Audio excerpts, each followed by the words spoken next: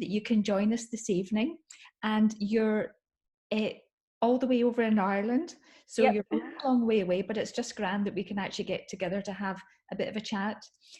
Now, a lot of people within inclusive skating won't actually have met you yet, so I'm just No. wondering if you could just introduce yourself to everyone. So I'm a coach and a skater. I am now allowed to class myself as an adult skater, but I started when I was 17 and kind of had my, I think I had my Salchow and my toe loop just about, and then our rink shut down. And then I met Margarita at a small rink when she was over to do a workshop on behalf of the Irish Skating Federation, and I was a 19-year-old trying to relearn my Salchow and toe loop. But it's been good. I've learned about inclusive skating because a lot of the trialing was done here with an Irish skater in the very, very early days. So I've stayed connected, and I think it's a great thing. Now I mostly coach when I'm not training, and in this time when everyone's switching to inline skates, my perk that I can give to you guys is that I'm actually primarily an inline coach. Most of my skaters train on inline figure skates for most of the year because we don't have a rink. That's right. A lot of people won't actually realise that there's not actually a full-time permanent ice rink in the south of Ireland. No, only in Belfast in Northern Ireland. So if you live, I live North Dublin, and I'm actually right beside the road to Belfast, and it's still in the mornings about 2 hours 10 all the way to the rink, and then you got to get there, you got to train, and then drive home. Yeah. I think people do that about once a week. But what's great about it is that you've actually got experience of both being an ice skater and also being an inline skater. Yeah, so I'm going to try to talk you guys through some of the things you need to be aware of when you first put on your inline skates that I discovered just personally through trial and error, because I didn't really have someone to teach me. Brilliant. Would you like to share your experience, Grainne? We'd love to hear.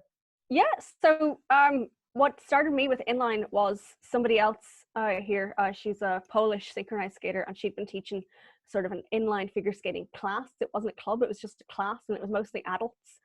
And she was supposed to move to Germany with her partner. She ended up moving to Italy with her Italian partner.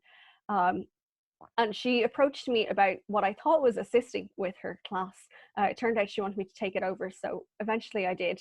Then somebody wanted to compete at there's actually a whole set of competitions for inline.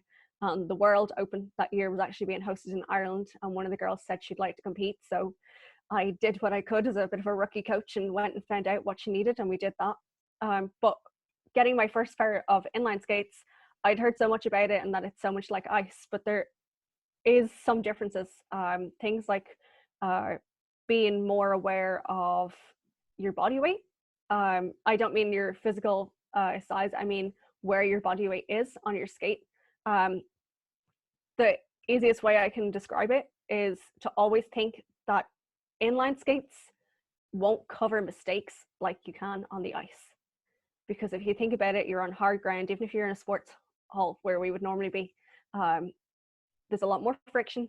You're going to stick, so that edge that you catch wrong, you can't just kind of swing off it.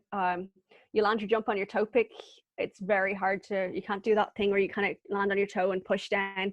It's a lot harder. The skates are heavier to start with, no matter what brand you go with. They're all heavier than an ice blade, and that now you got the frame part, which is the equivalent of a blade, and then the wheels, so they're quite heavy. It's like maybe when you went from your first recreational skate into your first proper skate, as we call them, like your rice sport or your Adea, whatever. So it's that transition. So you've got to take it slow when you start out and just get the feel of them. Make yourself aware of the weight. As the coach, I am desperate for training without my wrist guards. Wrist guards kind of look like gloves. You can get them in places like Sports Direct, so you probably need to get them online, or any skateboard shop will have good ones if you really want to follow up with your inline skating. But that is the number one protective gear, and I learned that the hard way. So things like being aware of where your body weight is on your skates, your jumps, your body position is very important. You need to make sure like that you have that upright position. If you're used to doing your singles with your arms out like I am, you probably need to start pulling them in a bit more. It will take more to get the height and rotation. But when you switch back to the ice, you'll actually find a benefit. So could we roll back a little bit? Yeah. I thought it's really interesting that you were talking about you've got to be really much more aware of where your body weight is. Yeah, because if you go too far forward, it's like hitting your toe pick. But rather than having to go all the way over and hit the very top of your pick, like you would on the ice, you'll hit the rubber, the back of your pick first. That's when you're landing a jump, yeah? Yeah, or even just if your body weight's too far forward, when you're skating, your body weight's too far forward, and you hit your toe or you catch your toe because you're too far forward, maybe on your spiral or even on your crossovers, you're kind of, things coaches tell you off for skating on your toes, not being back in your skates. I was using the inline skates today, and the thing that immediately struck me is that you've got to be much more centered over the blade. Yeah, well, you have the Snow White ones as well. So if you've got Snow White skates or the Pick Skate 3-wheel frame, for some people, it will feel a bit like skating on a dance blade. Yeah, you feel like you've got very little heel at the back, and that it feels as if you've really got to stay much more center of the blade. Yeah. So yeah, I was thinking it's going to be quite difficult, I think, to get the hang of doing things like back 3 turns or back loops. Yeah, back 3 turns are a bit tricky. They kind of, I'd say it's all about knowing where your weight is on your skate. I've tried actually the model of skate you have, the Snow White, and it didn't really agree with me. That's why I went for the Pick Skate. I prefer it. It's longer. I've never skated on a dance blade. If you're someone who's used to doing both or synchro, I know what the new synchro blades now. It's the toe pick of a freestyle blade and the length of a dance blade. It's perfect. World of both. So if you're used to skating on a dance blade, and especially if you're used to jumping off a dance blade, like a lot of higher end ice dance skaters who also do free would be, it's not going to be too big a transition in terms of the feel of the length. But yeah, if you're a free skater and you're on a Snow White, you're going to feel the difference. Yeah, it definitely feels quite a little bit shorter. Have you had the opportunity to try the off-ice skate? I've tried it once or twice. I actually have one I need to assemble. I meant to bring it in. I pick a few up. It's not my personal favorite. I definitely prefer the Pick Skate, and I know a lot of my skaters do, but you know what, you got to get your hands on it, and they have skaters. I mean, Grainne Wray's out doing triples on them on the tarmac. I think I saw him attempt a triple the other day. But you will notice even Grainne is hitting his toe before he lands, so to get that smooth landing, you do really have to up your height. Yep. How do you find doing like basic edge work on the different skates? You have to trust yourself more. To get really good deep edges, you do need to trust that your edge can hold you. It's like we go back to that thing of when we were beginners and we didn't really want to lean into the edge because we thought we're going to be on the edge of this knife and it's not going to hold us. And then you learned as you became more comfortable with your skates, yes, it will hold me. So it's the same on the inline. But again, your body position is going to be very important. So things that as a more advanced skater, you might slack off on the ice. When you're working on the basics, you can't on the inlines. Again, your crossovers and that you might feel. So some of the brands of skate, like Pick Skate, for example, the one from America, because they only come in 1/2-inch measurements, not the quarter that we're used to with the ice blades, you might feel that when you add on the wheel, it might be a tiny bit longer than your ice blade, even though say it might be the same as same actual size in terms of frame size. So for example, I have a 9 1/4 ice blade, and I also have a 9 1/4 Pick Skate, and I know my Pick Skate frame is with the last wheel, it's a tiny bit longer. So you do have to get used to that on things like crossovers. So again, your knee bend is really important. Would there be an inclination that if you were doing a backwards crossover, you might clip? It's a lot easier to clip your toe against your back of your blade. So you really got to sit down into your knees. So it's all about remembering those basics and not things that us more advanced skaters, it's something I actually feel the beginners almost have an advantage over us because we're advanced skaters and we kind of tend to, as I say, slack off a bit on some of the basics. You know, we think, oh, crossovers, that's no bother, but you got to get used to this weight difference, and also the feel of the length, whether it's something shorter or something longer. Is it, what sort of advice would you give to someone who was coming onto the ice? Sorry, who was going on to inline skates right at the very beginning? Because we're going to have a lot of skaters who are going to be trying out these inline skates, who are inclusive skaters, and they're going to be going onto the inline skates, you know, for the first time, or even for the first couple of months. So they're still going to be quite new to learning. Of course. I would say, think about all the usual things your coach tells you, and think back to when you first took a lesson and how you had to take things carefully. So the skates will feel, they are capable of doing everything you do on the ice, but they will feel a little bit different. So take it slow for the first day.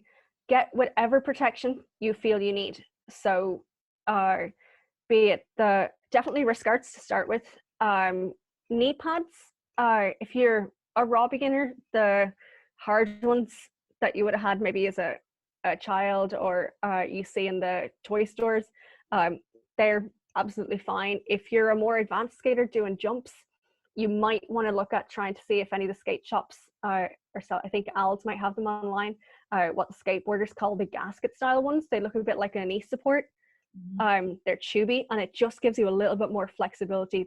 The hard ones can make it a little bit hard for jumps. And then skating outdoors, elbow pads. I have the Jerry's padded shorts. We always say, you know, you're working on axle seriously when you get your shorts on your bum pads. If you have anything like that, if you don't, pair of cycling shorts and a piece of a yoga mat in the back. What about using a helmet? One of the things that we recommend for all beginners is that they wear a helmet. And for the ones that are more advanced, but they could still do with a little bit of protection, we also suggest, if they consider that it's safe for them to do so, that the ice halo. So for example, I've been using my inline skates today for the first time as well, and I put on an ice halo just in case. Whatever you feel, whatever it's going to take for you to feel the most comfortable on your skates, go for it. You know, if you're 2 weeks in, you feel, I don't really need my ice halo, you know, you can leave it at home, but that's your decision. I would definitely say, if you struggle with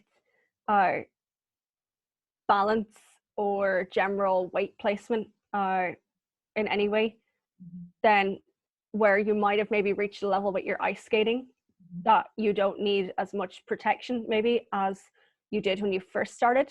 I'm thinking of the skaters that could be in it like in the system a couple of years.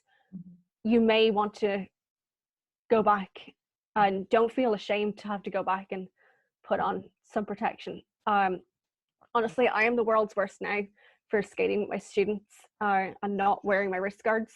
But when I first started, I didn't let go of my wrist guards.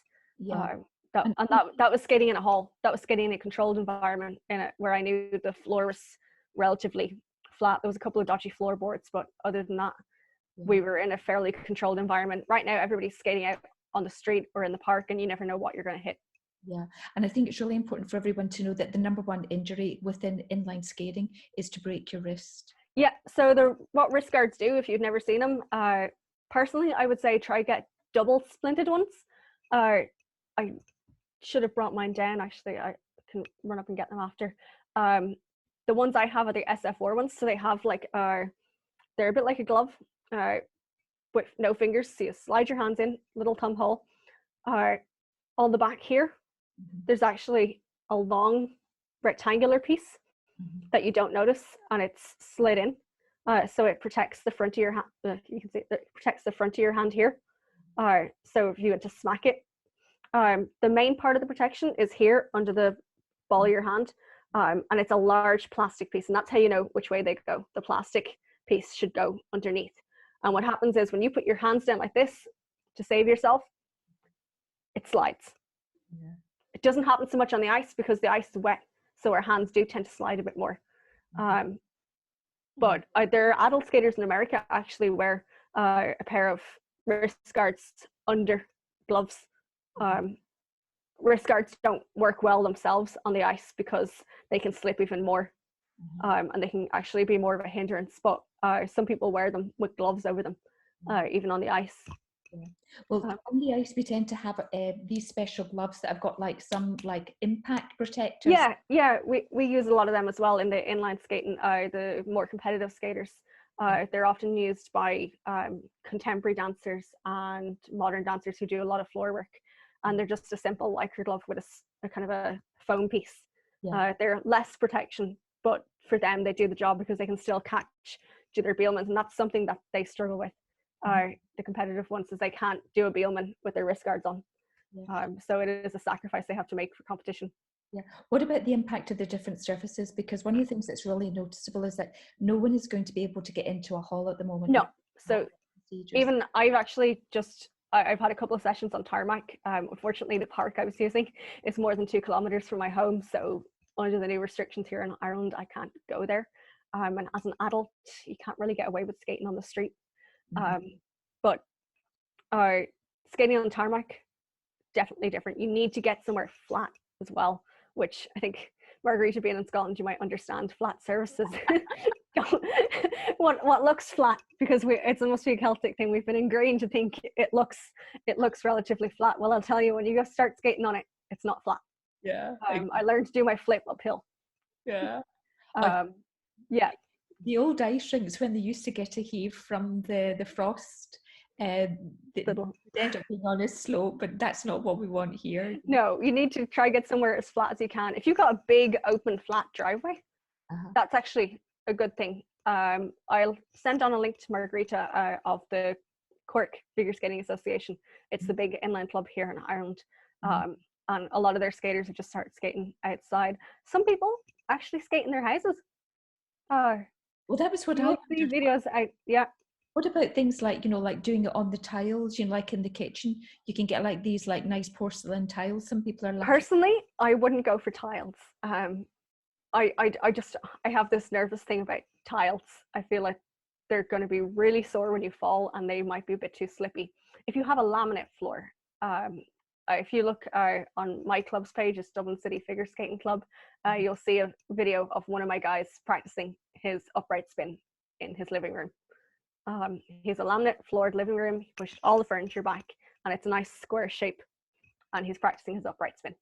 Oh, that's really interesting. Now, one of the things that I noticed from watching some of the major inline championships is that they've got this lovely white surface that they have. Yeah, they have that at the World Roller Games, because that's what the quad skaters use.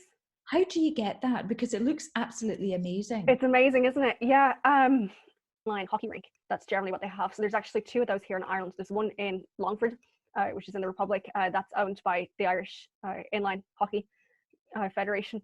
And then there's another one. It's a roller rink in Portadown, which is just over the border. And they're lovely up there, and they have the same thing. It's this blue stuff. It has to have a base layer underneath it, but it comes in like tile sections, and it's so smooth and so fast. When I took my skaters to Longford, they were used to skating in an old church hall with some good old wooden floorboards, and they couldn't believe the difference. Skaters that normally would take off their wrist guards within a couple of minutes, they were all gearing up, wrist guards, knee pads. The lot was all coming back out because it was so much faster. So on the ground, I believe tarmac and concrete have 2 very different fields. I haven't skated on concrete yet. Of course, concrete's going to be harder when you fall. You also need to look out for ridges. That's what I'm saying. Look for a relatively flat space, both in terms of no grooves, because you will catch yourself. It's like when you catch a rut in the ice, but on the street you're going to have more. So try get somewhere nice and flat. If there's a basketball court, so I don't know how the parks are doing in the UK. A lot of the parks here that had courts, the courts have been locked off. Yeah. And I know there's a similar situation in parts of the US as well. Basketball courts, they're a bit like here, they tend to put gates on them, and they've all been locked off. But if you have an open basketball court, maybe in your apartment complex, you can skate on that. There's videos out, I don't condone it, but there's videos out of people skating in underground car parks of their apartment building. It does look like a very good surface because it's very flat and consistent. So it probably is actually one good one. But yeah, I mean, if you don't have anywhere, you can, and you have a laminate floor in a square room, as long as you're not going to kick your mum's fine china, you can practice upright spins definitely in your living room. But skating outside, you do need to keep an eye on your surface. Your wheels and that, you will find, could start wearing down quite quickly. The stoppers, the Snow White ones, and the pick skate ones can be turned. So Snow Whites, you rotate that way. The Snow Whites, you can also adjust the level. That's more for the advanced skaters according to how you want it for jumps.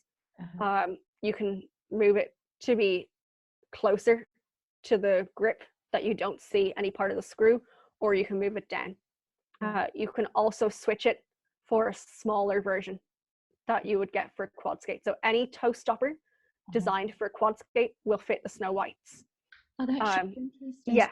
So if it gets worn, you could use that. So if it gets worn, you can change it. You can rotate it to use the other side. Oh, that's quite. So you can keep turning it around as if one part of it gets very worn, and you see it kind of, you know, like the old days in the old kiddie quad skates. You know, it would wear down from you stopping and stuff. You should try to do a T-stop rather than using your toes to stop, especially if you're on the off-ice skates or the pick skates. So you can use it just the same way that you would use as fairly similar. Bit more open, maybe. It doesn't have to be quite the sharp teeth that you would on the ice. Try and move my screen. It doesn't have to be quite the sharp T that you would on the ice. It can be more slightly to the side, and it will be a bit more dragged. Yeah. But try use your T-stop more. It might be great to get you to do a couple of videos for us, actually sort of like demonstrating some of the elements in the inline. And I'll give it a go in my driveway tomorrow and see what I can do for you. That would just be grand. What about doing the spins? Because when we watch the quads, you know, the rollers, doing a lot of spins on their heels. Someone told me once that it is possible to. I did see it in Italy last year at the World Open. I saw a girl do a heel spin, only for 2 rotations on the inlines. On the inlines, but where would you normally spin on an inline? On an inline, same as on the ice.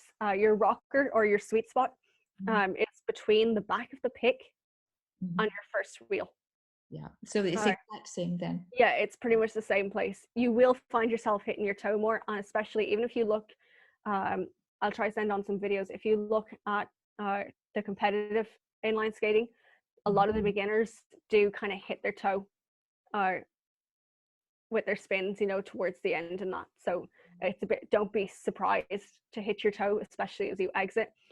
If you get brave and you start trying to do things like Bielmann's, then your weight naturally shifts forward and you will hit your toe. To give you an example of how acceptable this is, we use the same judging system, the IJS in the inline. The number of rotations we have to do in a spin is significantly reduced.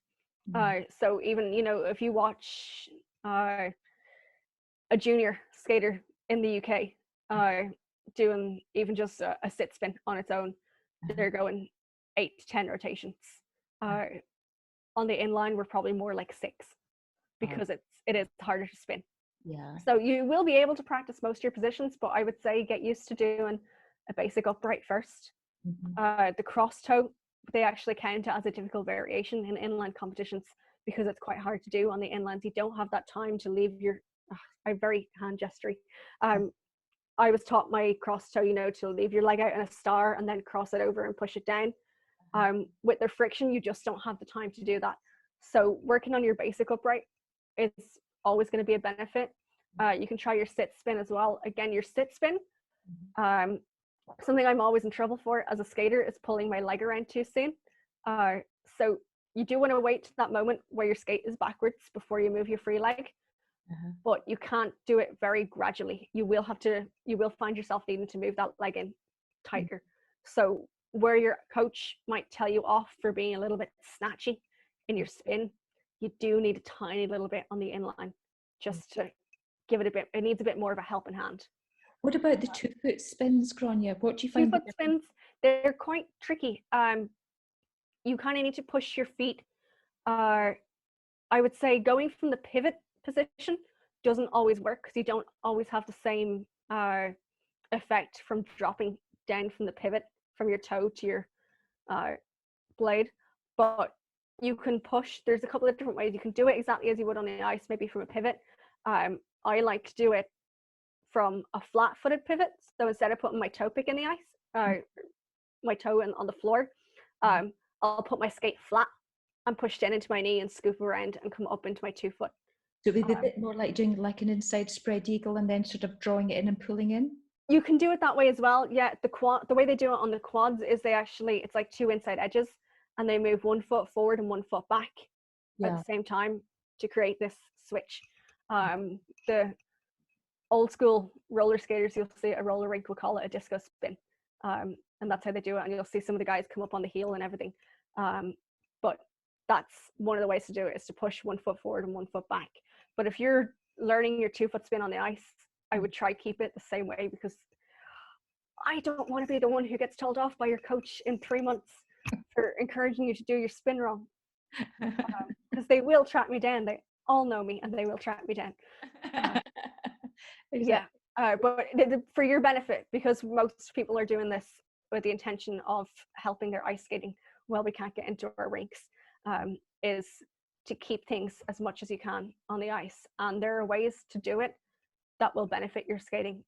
Things like reaching back further for your toe, to toe in for all your toe jumps. Coaches are always screaming at you to push your leg back and don't bend your free leg. So you'll be able to really push back, and you'll be able to see. It's actually a telltale as to where you've put your toe. Your toe pick will wear down, and you'll see. So if the bottom of your pick is wearing down, then that's the same as toeing into your toe loop or your flip or your lutz, and only using the bottom teeth of your toe pick. Wow. Yeah. Right. So you got to think. You get to know your spots. Yeah. So you got to think about it. You're like, oh, my coach would kill me for that. And actually on the ice, you'd probably skim off it. It's a shocker that sometimes when we get more advanced, we can, as I say, we can cheat. We can land things like that. I know I can land my flip when I've done that on the ice because I get so high on it. My free leg helps me up. But if you do that on the inline, you'll see your pick wear down in the wrong spot, and you'll be like, oh, jeepers, it's gone wrong. So if you really stretch back, it should be the top of your pick. It's like using those top teeth. So you've really got to turn your foot up when you stretch back. You don't want your foot on an angle. Really stretch back and toe in. Right. Well, if you were going to have like 3 take-home messages for our skaters as they are starting out on their journey, because obviously it's going to take quite a while before they're getting like toe picks, what would be the 3 take-home messages that you would want them to take home today? Protection. So whatever protection you feel is necessary, definitely wrist guards as a minimum. Patience. Okay.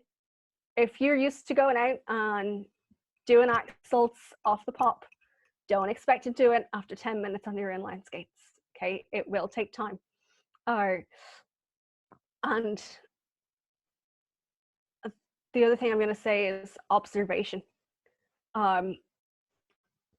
Just because you're on your own skating, it doesn't mean you shouldn't be observing hazards like you would on a busy patch session.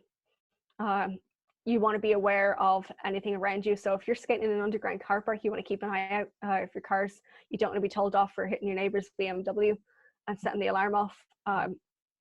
Again, if you're skating in your driveway, be aware of any cracks, pick your spot, things like that. So just be observant as you're around. And also make sure your wheels are tight. When you get your frames, I don't know if they come from off ice. If you're buying them with a boot, they probably come completely ready. But a lot of the time they don't. From the other brands, they don't come. So I know Pickskate always come with the wheels separate. Now you can mount them. You will need to leave the wheels off to mount them. But once the wheels are on, you want to make sure they're nice and tight. So really twist those Allen keys to get them nice and tight.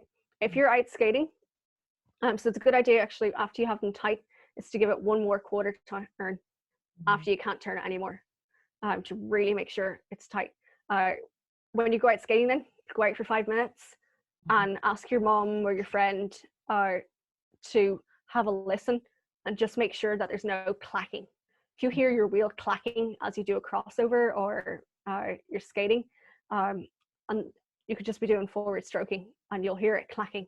If it's clacking, it means one of your wheels is a bit loose and you just need to tighten it up. That's really helpful advice. Yeah. Well, look, it's like making sure your screws are all the way in on your ice blade. You know, if you saw a screw coming a bit loose, you'd go and ask your coach or whoever takes care of blades at your rink to fix it up for you. With the inline, once they're mounted, there's more to be considered. So one of the big things is to make sure your wheels are tight. well, Grainne, that's been an absolutely fantastic start, and I'm hoping that we can make this a regular feature, you know, having a conversation with Grainne, experiences from an experienced inline figure skater. Yeah, absolutely. And I'll get out my skates and maybe I can do a couple of things in the garden tomorrow, and then I can also take them apart and just show people about mounting their wheels and that, and the things to be aware of. That would be absolutely fantastic. So as we go along further, you know, I think we're going to be at this for a few more weeks yet. We're going to need to talk about things like cleaning your skates. And that's more than just wiping the gravel off. You do need to take your wheels off and clean them, because they pick up, as they go around, they pick up everything. Right, that's really helpful to know. Yeah. Okay, Grainne. Well, I think that's quite a lot for all of our people just now. No worries. And I look forward to having another chat with you tomorrow night. Yeah, absolutely. Yeah. That would be grand. Right. Yeah. Hold up. Bye, Grainne. Bye.